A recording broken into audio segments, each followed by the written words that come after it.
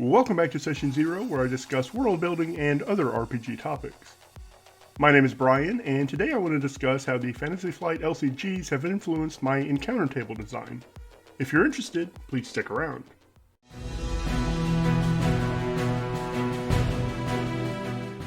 Alright, thanks for sticking around. In my last video, which you can find right here, I said that the Fantasy Flight living card games, Lord of the Rings, Arkham Horror, and Marvel Champions have inspired me to new and exciting thoughts about role-playing games.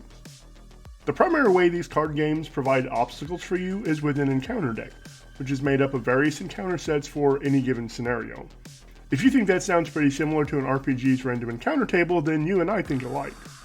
I do like the D8 plus D12 table because it has an interesting bell curve, but I prefer a straight D12 encounter table because I'm only going to roll on it a couple times per session, and I can fake a bell curve. This is Shadows of the Past from Marvel Champions. It's one of my favorite, and also most hated, encounter cards. This card was what first started me thinking about using these LCGs as inspiration for role-playing, and it became the cornerstone of my D12 encounter table.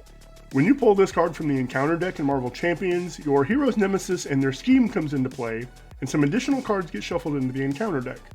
What that means is that your hero's decisions and actions come back to bite them, and I think that's a super fun way to remind your players that what they do or don't do matters. Now, when you start a new campaign, you need to make sure you get some information on the characters' lives prior to adventuring together, but that's why you have a Session 0, right? For example, let's say the fighter tore up a tavern in Neverwinter during a brawl, the rogue stole something from a merchant in Luskan, and the wizard declined to join an adventuring party in Waterdeep.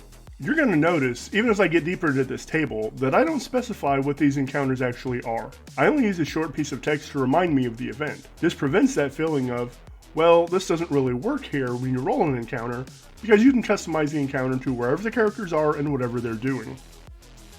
When these Shadows of the Past encounters surface, or even at the end of a session, you can decide to either leave them on the table or replace them. The list of options for these 3 slots on the table will grow the longer your campaign runs, so just keep good notes. Another interesting aspect of these living card games is the manner in which the encounter deck is built. They're generally a set of cards specific to the current scenario, plus one or more encounter sets, or modular sets in Marvel Champions, and I'll come back to that term later, which thematically or narratively support the current scenario. Of course, when I say current, I mean present. These are the encounters that may happen in the present time or place of your session, and there are 3 points I want to make about them. First, I mentioned earlier that I can fake a curve with my D12 table, and this is how I do it. By having 6 present scenario encounters, my table is weighted towards rolling one of them. There's a 25% chance I'll roll a Shadows of the Past encounter, 50% chance I'll roll a present scenario encounter, and 25% chance I'll roll, well, whatever I call the next category. Second, I said I'd come back to the term modular set, and modular is exactly what this section of the encounter table is. It's super easy to swap these out when you move to a new area or scenario because there are only 6 entries here. Finally, if you watched my Finding the Lay of the Land video, which you can click on right up here, you'll see that my location design method makes creating these 6 encounters easy because you can pull almost everything you need right out of your land elements.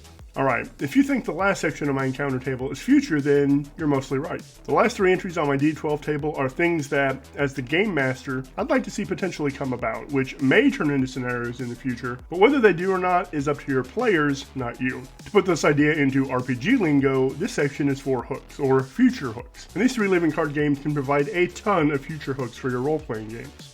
Perhaps you'd like the characters to learn that a band of highwaymen is scheming to raid the city's armory to bolster their own stock of blades and bolts. The response of the characters to that information is up to the players. Maybe you'd like them to find a strange stone that looks to be part of something larger at some point during the session. They may or may not seek more information about that stone. Finally, you'd like a chance to showcase that spider-infested forest you've created. The characters may undertake that quest to find someone hiding there, but they may not. Again, it's on your wish list, but ultimately it's up to the players to decide if they'll engage with it or not. Now, unlike the Shadows of the Past encounters, I always replace a future hook when I roll one. But, and this is the fun part, once you've introduced a hook, whether the players engage with it or not, you can turn it into a Shadows of the Past encounter. In this way, you're constantly feeding past decisions and actions into the encounter table, which is a dynamic way of reminding your players that what their characters do matters. Alright, so that's how these LCGs have inspired my D12 encounter table. Let me know in the comments below how you like to make your encounter tables. In my next video, I'll showcase a really cool item based on one of the cards I teased in this one. If you like what I'm doing here, please like and subscribe and share my channel with your friends. Thanks for watching, and as always, have a great day.